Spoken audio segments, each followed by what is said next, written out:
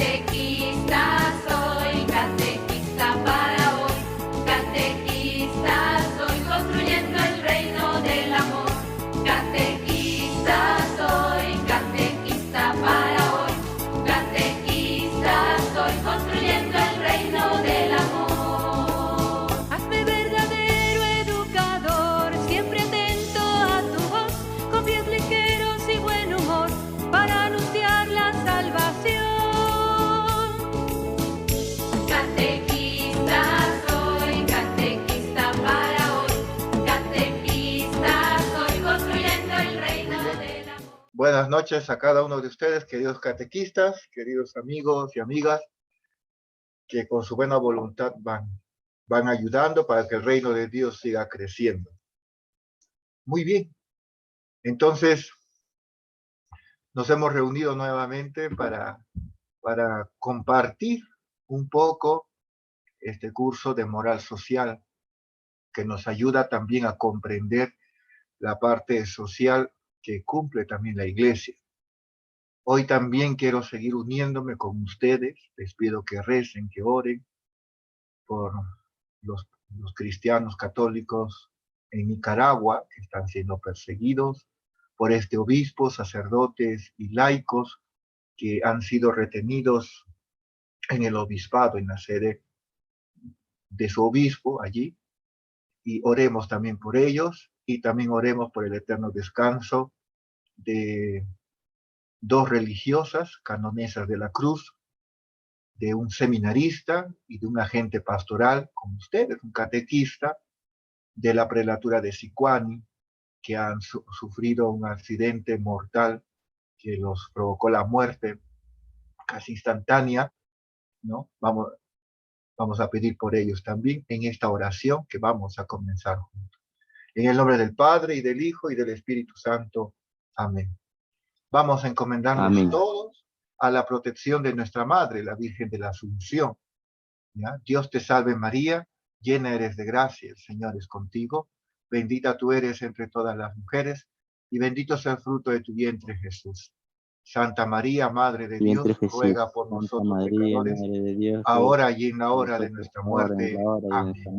Amén. Muy bien, gracias Marcelino, por lo menos sé que estás siguiéndome, ¿no? Escuchándome. Muy bien, chicos. Antes de comenzar con el siguiente tema, que sería, vamos a hablar un poco la moral social ya en la modernidad del siglo XVI, desde el descubrimiento de América hasta el siglo XVII, con el Renacimiento, con la Reforma protestante, etc. No sé si tendrán alguna pregunta o mejor lo dejamos para el final, ¿no cree? Yo creo que sí. Mejor lo dejamos para el final. ¿Ya? Entonces me van a disculpar si es que avanzo rápido. Es que me he metido en varios cursos. Tengo reunión encima también. Después de ustedes tengo otra reunión por Zoom con todos del Consejo Parroquial también. Y encima tengo, gracias a Dios que me dejan grabado la clase, ¿no? De de un retiro muy hermoso que estoy siguiendo por Zoom también. Bueno, chicos, vamos a continuar entonces, vamos a compartir un poquito. Aquí está. Vamos a continuar con el tema, ¿no? La moral social en los siglos XVI y XVII. En el siglo XVI, el gran acontecimiento que lo va a caracterizar es el descubrimiento de América. Todos sabemos por Cristóbal Colón, ¿no? Con sus tres grandes barcos, la Niña, la Pinta y la Santa María. Bueno, eso todos lo sabemos por cultura general. Entonces, es una época ya muy distinta a la que hemos visto el martes pasado, la Edad Media, que estaba, si nosotros recordamos, estaba dirigido por la fe, la religión, un teocentrismo, un Dios en todo, en la vida religiosa, en la vida social, en la economía, incluso hasta en el feudalismo, ¿no? Lo que íbamos hablando. Pero ya cuando va avanzando el tiempo, la época, los años, los siglos, van cambiando también la manera también de ver y de concebir la vida y todo. Y la iglesia sigue metida, sigue inserta, ¿no? Va como entrelazado a la historia universal. La historia de la iglesia con la historia universal van siempre agarraditos de la mano, no se pueden juntar, no hay divorcio allí. Por eso el actuar de la iglesia, ¿no? También es muy importante en esta época, especialmente cuando la iglesia va perdiendo campo donde también poder eh, estar, donde poder también manifestarse. Es una época también de un cambio rotundo hasta el día de hoy, un cambio rotundo, ¿no? Que gracias a Dios la iglesia ha sabido también convivir, convivir con, con estos acontecimientos y con algunas o algunos personajes de la historia. Muy bien, la época moderna son dos cosas importantes, dos características muy importantes para poder entender la razón social. Primero, existen dos problemas. Ya les decía, en pocas palabras, el divorcio o la división o la separación entre la fe y la vida social, ¿no? Y luego la privatización de la fe.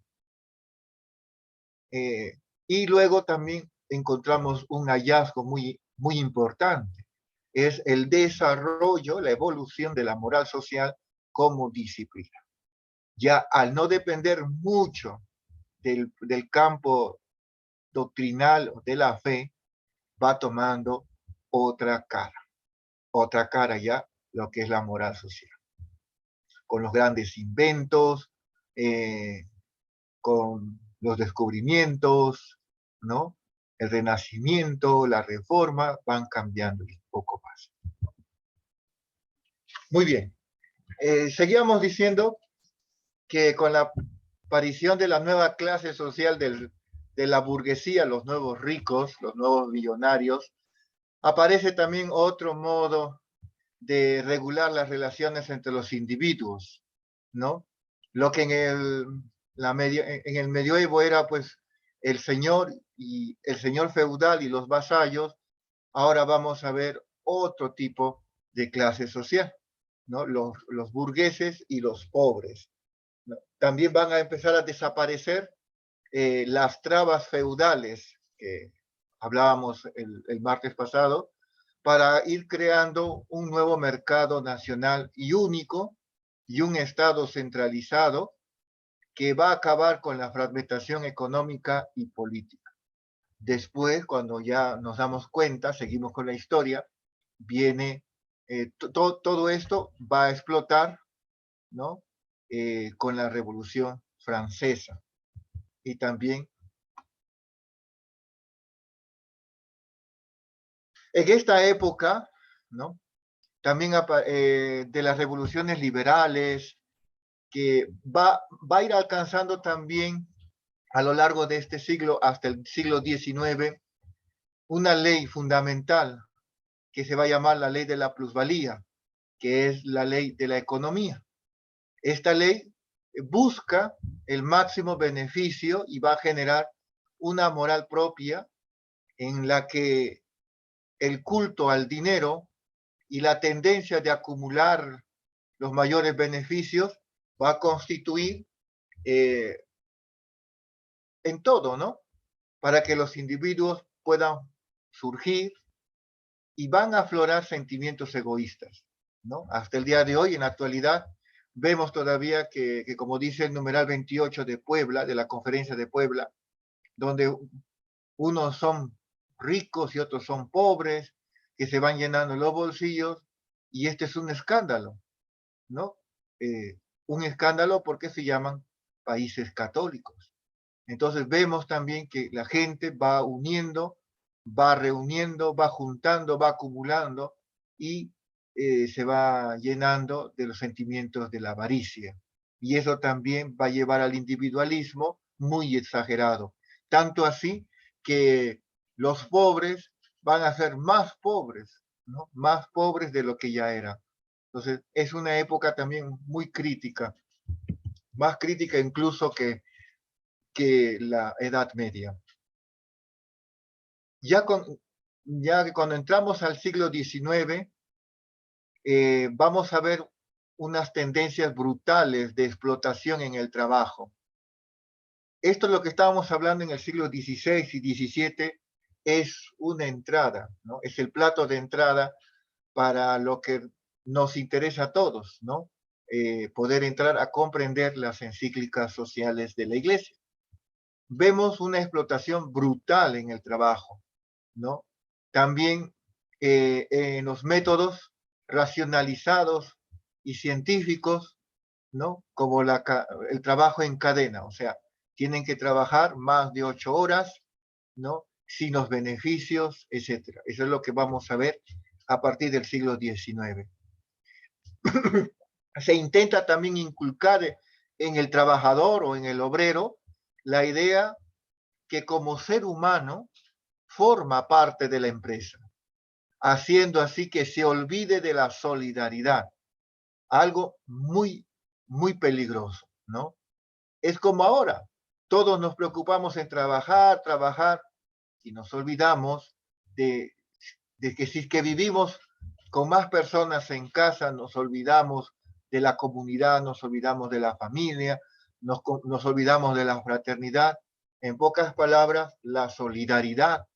En primer lugar, con los compañeros del trabajo, ¿ya? Buscando intereses propios, ¿no? Hay un trato muy desmesurado de la persona de querer trabajar, trabajar para poder tener dinero, para no vivir de manera pobre de repente por el miedo, ¿no?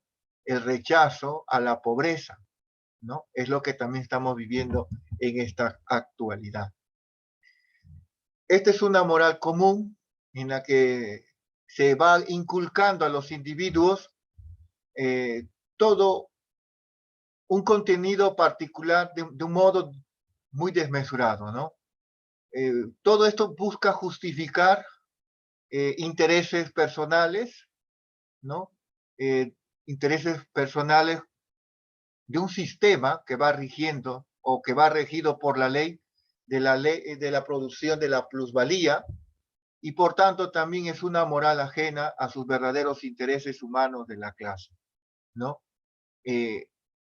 En la colonización surge la esclavitud, como nosotros conocemos. Aquí en el Perú se conoce casos de esclavitud, ¿no? Incluso nuestro compatriota San Martín de Porres ha luchado por los derechos de los esclavos, especialmente los de su color, ¿no? Por eso él es declarado como patrono de la acción social también, porque defiende o defendía el ser humano como tal, no como carga, no como animal de bestia, no como una persona que solamente sirve para qué, para hacer los trabajos, ¿no?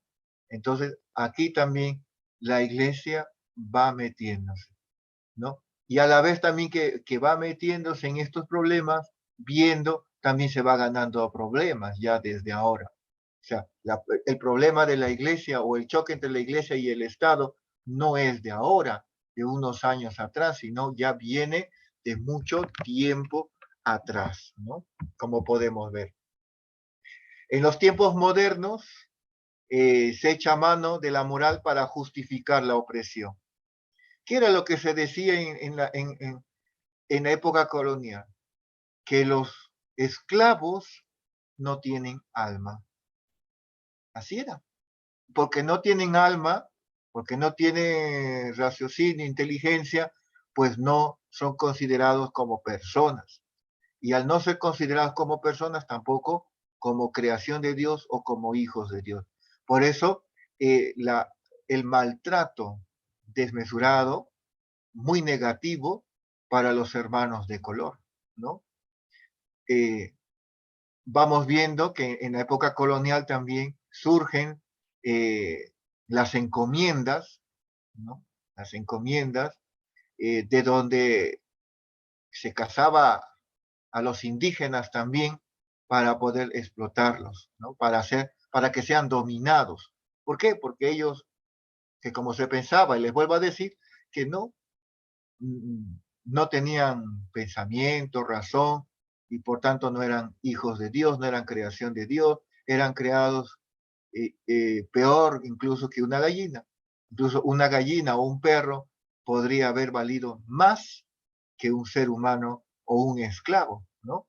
Vemos que la opresión, que como dice el himno nacional peruano oprimido, siempre ha existido, la opresión siempre, ya sea de manera física o intelectual también, ¿no?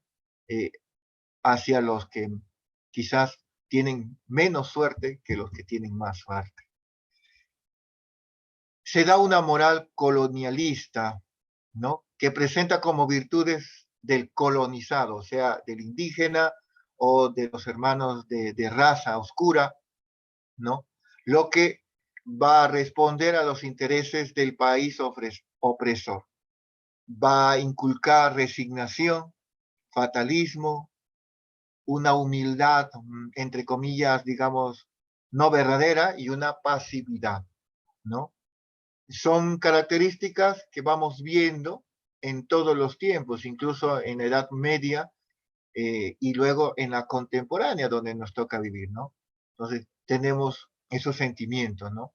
Bueno, si así lo ha dicho, así será, ¿qué vamos a hacer? ¿No? Vivimos en un mundo negativo, ¿no? Pues, que no nos interesa a veces, ¿no?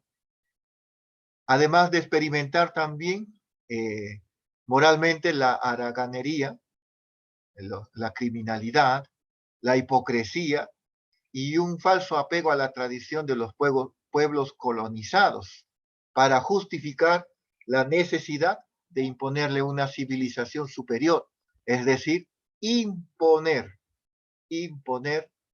una moral eh, que estaba a favor de los colonos en ese sentido, ¿no? Como hemos visto en nuestro país, ¿no? Con los incas y antes de los incas, entre las culturas pre-incas, ¿no? Vemos que todos quieren predominar, todos quieren mandar, etcétera. Entonces, no podemos justificar estas cosas con el maltrato, podríamos decir, con la demencia de tratar a los demás como si fueran cualquier cosa, que lo utilizo y cuando ya no me sirve, pues lo desaparezco o lo dejo de utilizar. Lastimosamente, eso es lo que está pasando eh, en esa época y en todos los tiempos, ¿no? Eh, Aquí también vemos un poco la jerarquía, ¿no?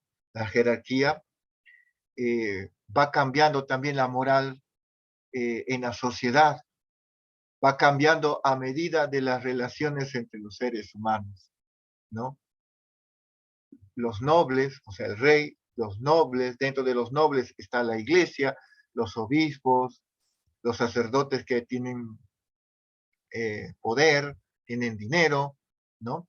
Y al final vemos, como vemos en el triangulito, en la pirámide jerárquica, al final estaban los pobres, al final seguían estando los que trabajaban, los que se ganaban el, con el sudor de la frente el pan de cada día, etcétera, etcétera, ¿no?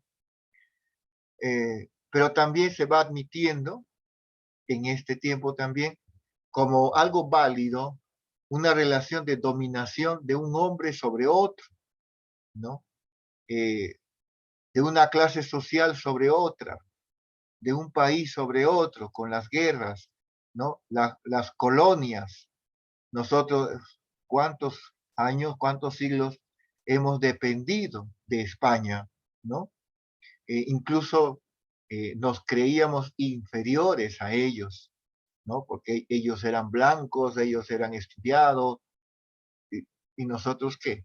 Nosotros también valíamos y valdremos siempre por lo que somos, por lo que, no quizás por lo que tengamos, sino por lo que somos, por la clase de persona que somos, ¿no?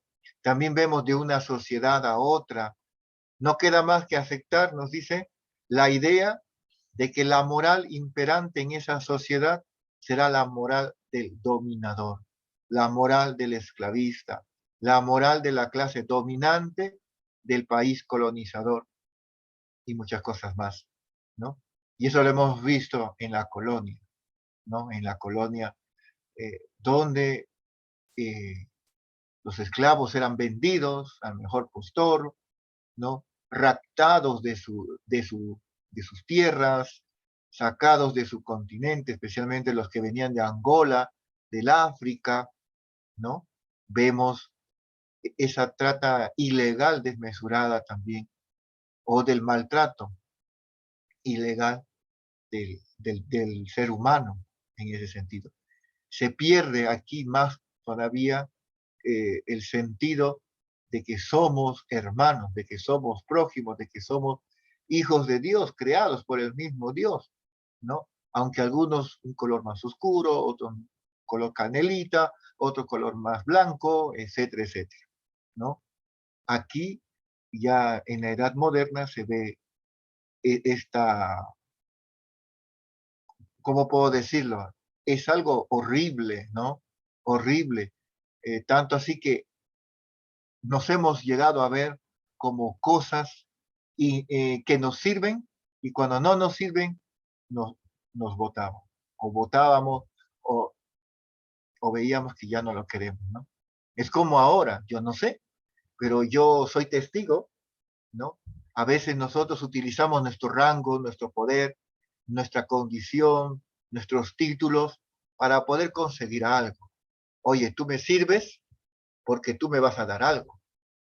Ya que si tú no me das nada, si yo no voy a aprovechar nada de ti, entonces no eres mi amigo, no te conozco, ahí nomás, de lejos, o de repente utilizamos la famosa frase, ¿qué pues me puedes ofrecer tú? ¿No? Entonces, tales como estos, ya se ve desde la edad media, diré, moderna, con una sociedad eh, muy agresiva, en pocas palabras. Estas cosas que vamos hablando van sucediendo a través de la historia de toda la humanidad. Si nosotros vemos también en la Biblia, en el Antiguo Testamento, cuando el pueblo de Israel está esclavo en Egipto, cómo sufren ellos, ¿no? Cómo son maltratados, cómo viven en una situación precaria, ¿no?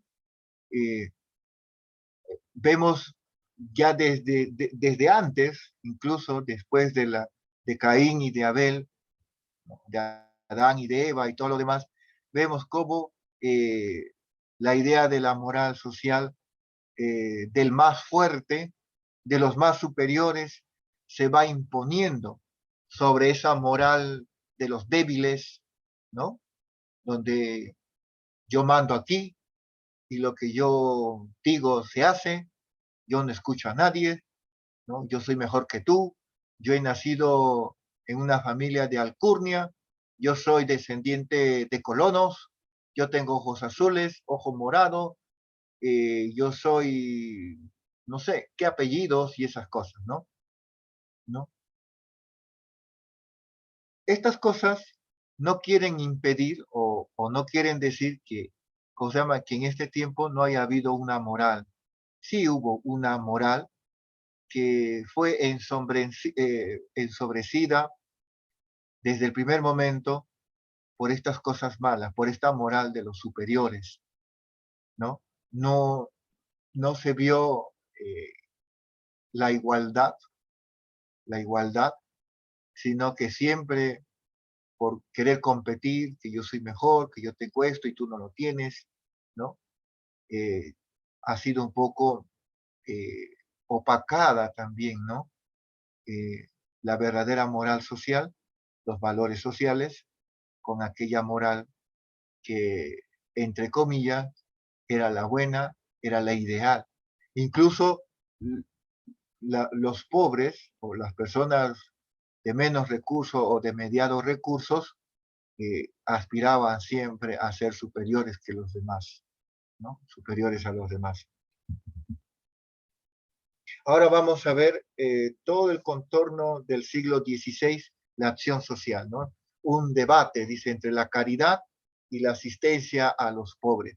Más que nada va a ser una crítica a la iglesia. Hasta el día de hoy existe una crítica en la iglesia, ¿no? En la cuestión social, en las ayudas sociales. Yo hace poco conversaba con un ingeniero agrónomo que falleció, lamentablemente, y me decía, padre, la iglesia ayuda bastante, sí, nadie le quita la corona, ¿no? La gloria de que ayuda bastante, pero en muchos lugares donde yo he estado, por ejemplo, no, eh, no se les enseña a pescar, sino que se les da todo listo. Puede ser, quizá, pero cuando la iglesia ayuda, cuando practica la caridad, por ejemplo, a personas ancianitas, esas personas ancianitas, ¿qué le vamos a enseñar a pescar? Si están a las justas con su vida también, si a las justas vienen, por ejemplo, al comedor parroquial, vienen, ¿cómo se llama?, a recibir sus alimentos. Ellos ya lo dieron todo. Quizás esto de lo que les cuento, les comento, se puede hacer a las personas que pueden, porque tampoco podemos dar todas las cosas gratis, porque las cosas gratis, cuando uno recibe gratis, a veces no sabemos valorar. Un poco así va ya desde el siglo XVI, ya la sociedad civil va entrando en un debate ya con la iglesia en ese sentido y va a ir quitándole poco a poco el, ¿cómo se llama?, el monopolio a la iglesia en cuanto a esto. Incluso la concepción teológica de la pobreza que hablábamos del siglo, desde la Edad Media, como una virtud, o porque Cristo se hizo pobre, etcétera, etcétera, todo eso va a entrar en debate hasta en duda, ¿no? Europa, hablamos de Europa, a lo largo del siglo XVI va a vivir una época de, de mutaciones económicas, también sociales, de todo plano. Se dan cambios muy trascendentales, ¿no? Vemos avances científicos, ¿no? Descubrimientos, ¿no? América, México, Norteamérica, etcétera, etcétera. También va incentivándose el desarrollo de la vida urbana, ¿no? Del comercio, de las manufacturas, de la navegación, también en el plano filosófico y religioso, ¿no? Es el momento del humanismo, es el momento de la reforma, ¿no? Con un Martín Lutero que va un poquito ahí poniendo un poco de dificultad a la doctrina de la iglesia hasta ese entonces, etc. Es un tiempo, el siglo XVI, un tiempo de descubrimientos, ¿no?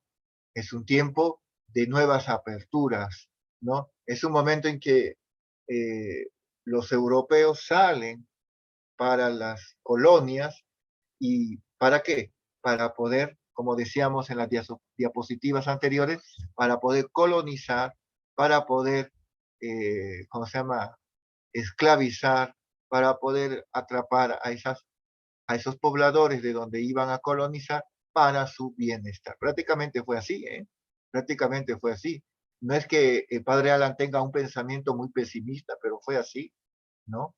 Muchos, aunque digan, no, ahora ya no es descubrimiento de América, no, sino que es el encuentro de dos mundos. Bueno, cada uno tiene derecho a ver las cosas como se le dé la gana, ¿no? En ese sentido, porque Dios nos ha dado sentido común.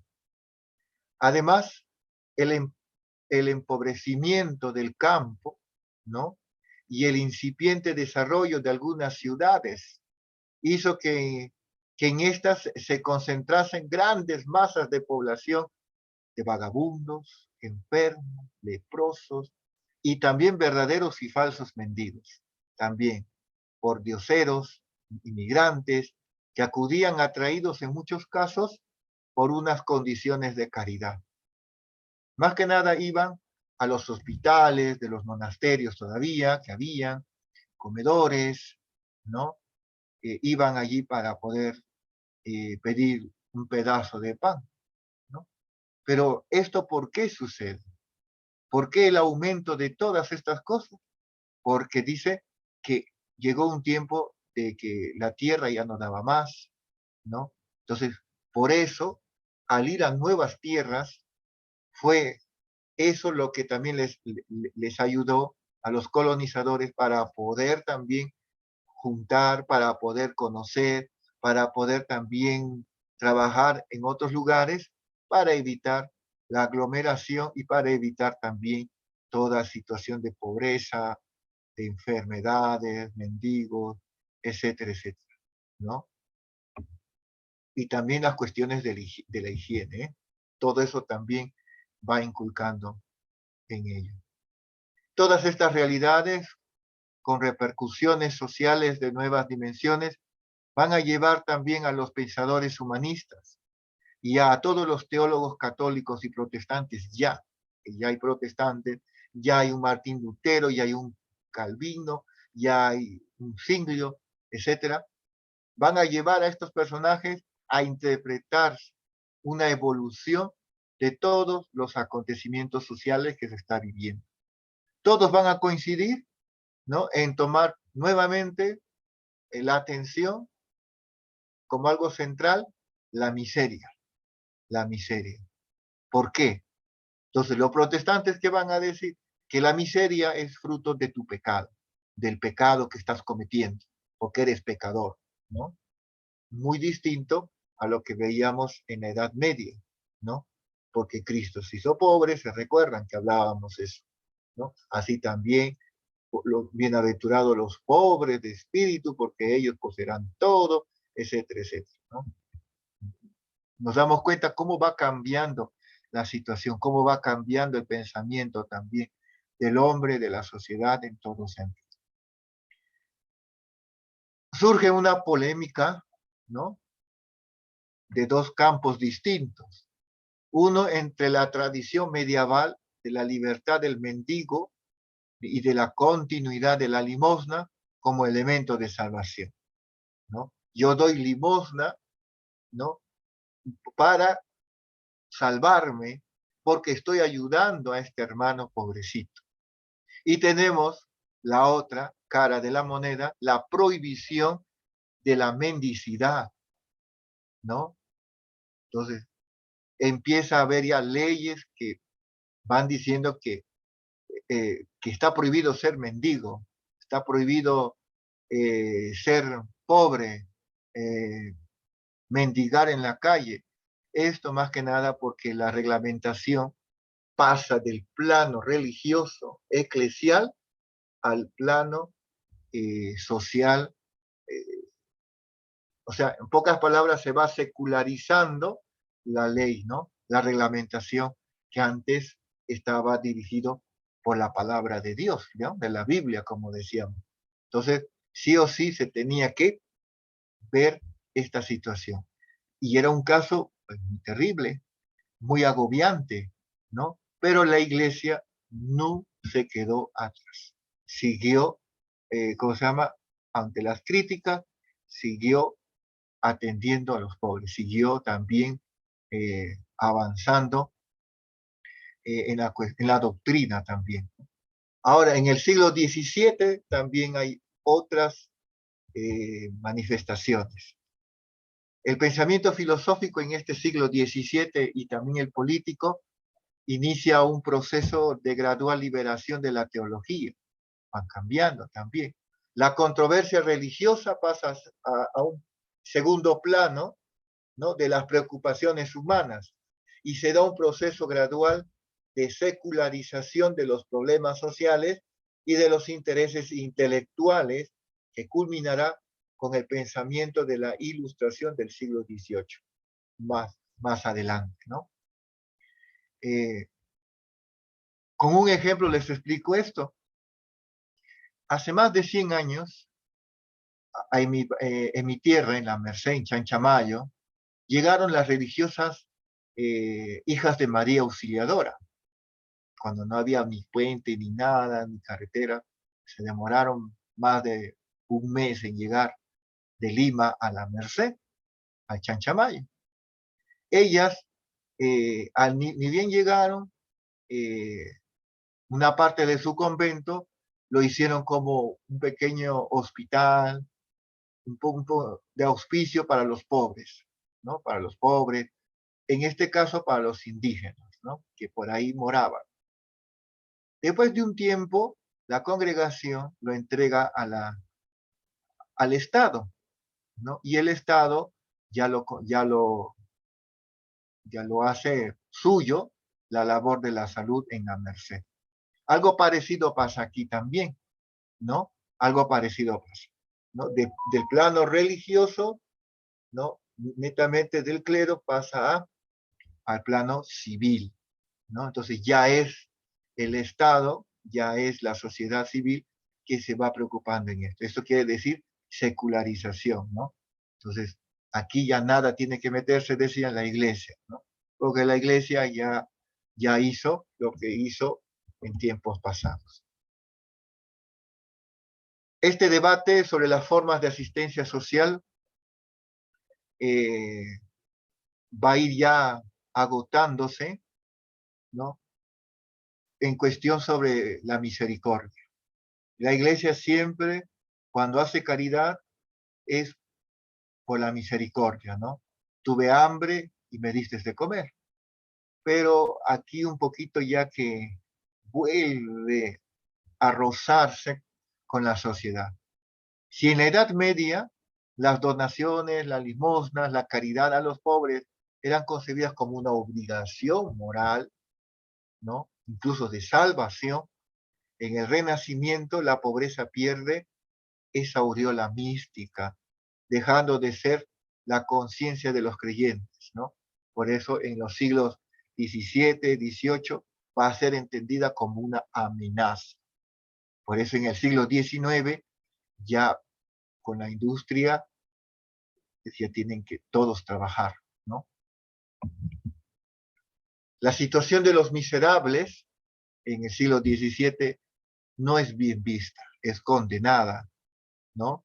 Porque se les considera a los mendigos como peligrosos, como bandidos sociales, peligrosos para la salud mental y física incluso, ¿eh? Un peligro para el orden público, ¿no?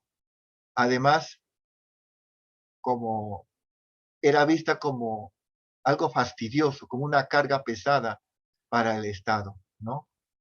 ¿No? Es como decir, tienes una visita y tienes algún roche, ¿no? A partir de este siglo, las reformas de la caridad se van asociando a la razón del Estado. Ya no serán consideradas como herejías, pero van entrando así en una lógica del Estado moderno, en ese sentido, ¿no?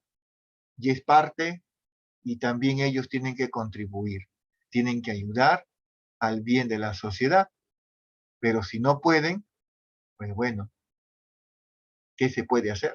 ¿No? En algunos lugares hay más pordioseros, más mendigos, ¿no? Que en cada esquina de la ciudad piden algo, piden colaboración, ¿no? En las puertas de la iglesia, ¿no? Yo recuerdo cuando estaba en el seminario, íbamos a la catedral en Huancayo, pues siempre había un señor que pedía, ¿no? Siempre pedía, y a las finales nos hemos dado cuenta de que este señor tenía su pensión, tenía dinero, pero que le gustaba ser mendigo, era como un hobby, ¿no? Y cuando tú no le dabas una monedita, pues te insultaba, te tiraba cosas, ¿no? Bueno, así como estas cosas también suceden. Por eso el Estado siempre ha buscado que estas personas traten de hacer menos posible los problemas, tanto para la sociedad, tanto para la gente, tanto incluso para el orden social. El mundo de la pobreza deja también de ser un mundo indiferenciado para ser clasificado en función del criterio de utilidad y de capacidad, ¿no? Poder trabajar o no poder trabajar, ¿no? ya se va haciendo las normas de que todos tienen que trabajar, sí o sí, nadie tiene que quedarse sin trabajar, ¿no? Algo parecido a lo que dice San Pablo, el que no trabaja, que no coma, ¿no? ¿No? Eh, en este tiempo incluso se va a llegar a decir que solo serán dignos de ayuda quienes tengan alguna discapacidad que les impida el trabajo. Los ciegos, los cojos, los niños, ¿no? O también, ¿no? Las viudas, los huérfanos en ese sentido. Ellos sí tienen derecho a la ayuda social, ¿no? De brindarles un techo, comida, sopa caliente, un pedazo de pan. Pero los que tienen todas las capacidades, pues tienen que trabajar. Eso sí, ¿no? Ya no es que aquí todos son pobres, pobrecitos, no. Aquí surge una clasificación de la pobreza de los mendigos, ¿no? Las instituciones de asistencia social, tanto en el siglo XVII y XVIII, van a considerar el trabajo como algo como un instrumento principal, valioso, como algo que ayuda a los pobres para vivir según la exigencia social. En pocas palabras, el trabajo como para sobresalir, para llegar a hacer algo mejor, para no depender de nadie, ¿no? En hospitales, en las cárceles, los hospicios o cualquier otras instituciones, ¿no? Eh, el trabajo formaba parte de una disciplina cotidiana, ¿no? Por ejemplo, si tú estabas, por ejemplo, en la cárcel, pues tenías que trabajar, tenías que hacer la limpieza, barrer, incluso hasta cocinar. En un hospital, aprender, ayudar a curar a los demás enfermos, ¿no? No es que todas las veces que vas a estar allí vas a estar tirado en la cama o vas a estar sin hacer nada, ¿no? Es como ahora que cuando uno va a la cárcel, ¿no? Vemos que hay personas que aprenden la carpintería, aprenden a pintar, a cocinar, etcétera, etcétera, ¿no? De igual manera, ya se va viendo de otra manera ¿cómo se llama? El trabajo, ¿no? La caridad indiscriminada que aún sigue impulsando la Iglesia será objeto de duras críticas. Esto se da a raíz de que van naciendo congregaciones religiosas no de clausura, sino de vida activa. Por ejemplo, un San Vicente de Paúl, ¿no? A las hijas de la caridad, ¿no? Con Santa María de Maravilla, van en Francia, por ejemplo, ¿no? Un Camilo, un San Camilo, ¿no? Van impulsando, ¿no? La caridad, ¿no?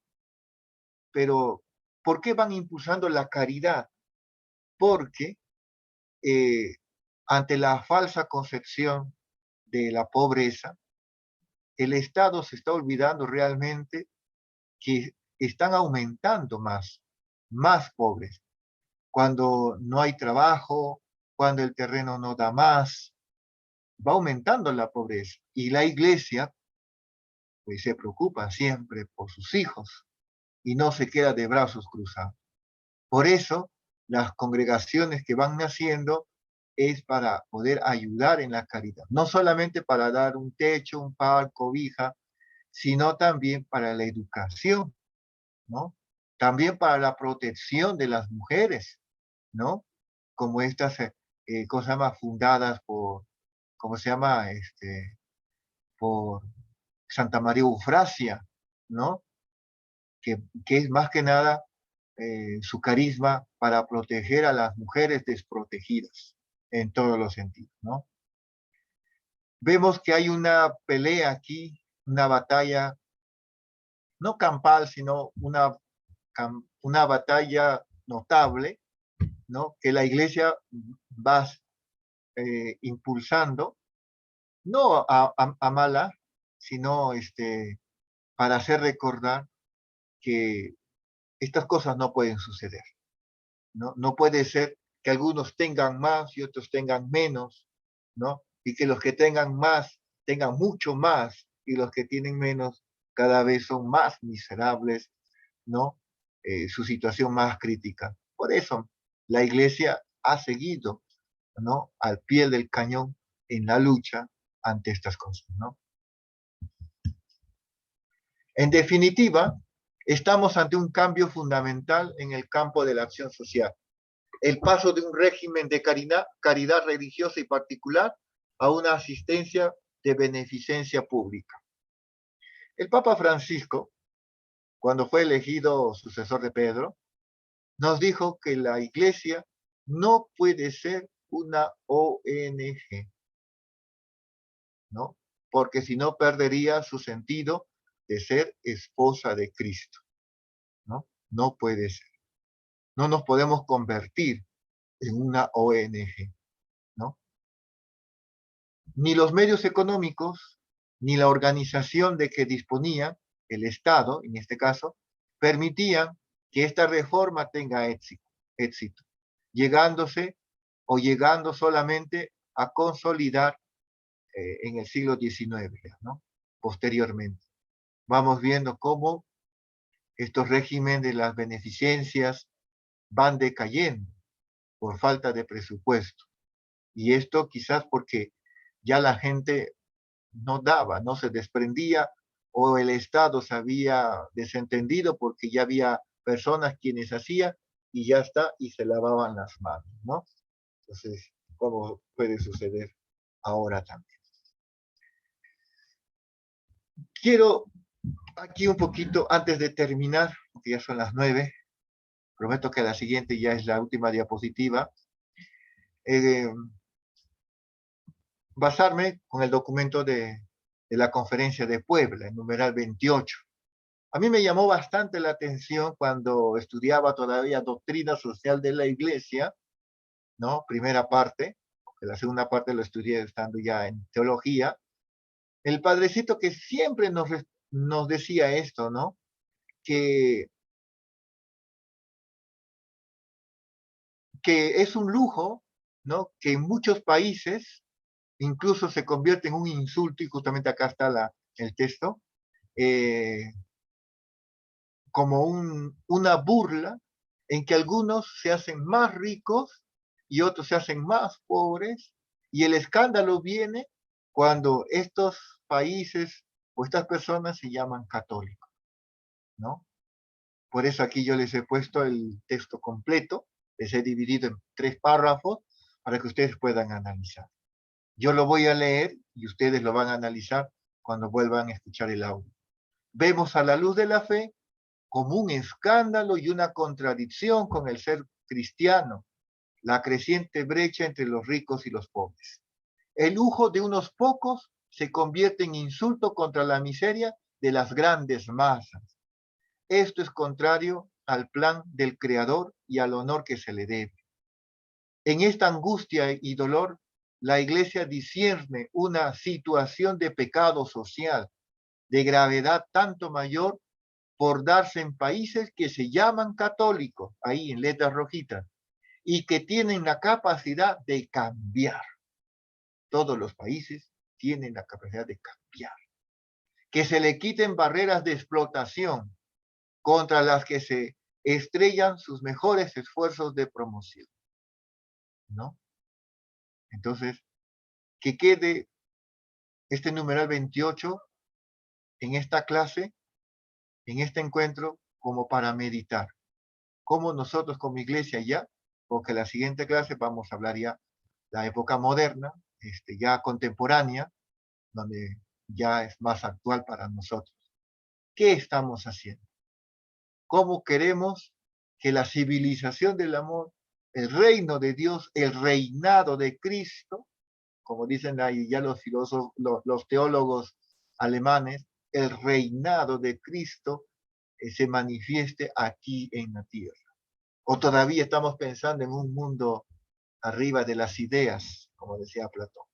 ¿Ya? Entonces, con eso, chicos, yo termino con esta frase de Santa María Eufrasia: una persona vale más que un mundo. Eso es cierto, ¿no? Nosotros valemos más, no porque tenemos deberes y derechos, sino porque somos hijos de Dios, somos creación divina, y por tanto todos nos debemos respeto unos a otros. Muy bien, muchas gracias. Hasta aquí nomás. Disculpen, el internet se ha ido un buen ratito. Por eso estamos terminando 4 minutos después. Cualquier pregunta, por favor, lo pueden dejar en la plataforma y yo después, cuando ingrese, nuevamente uno de estos días, voy a ir respondiendo y también vuelvo a recalcar sus trabajitos. También les recuerdo que ese trabajo es su única nota, de eso depende si aprueban o desaprueban este curso. No soy yo quien los va a desaprobar o aprobar, son ustedes que con su trabajo, con su empeño, que sirve como parte también de su formación como catequista, porque el catequista tiene que dar razones de su fe. ¿Ya? Muy bien, muchas gracias. Disculpe la demora. Que tengan un buen día, una buena semana, paz y bien.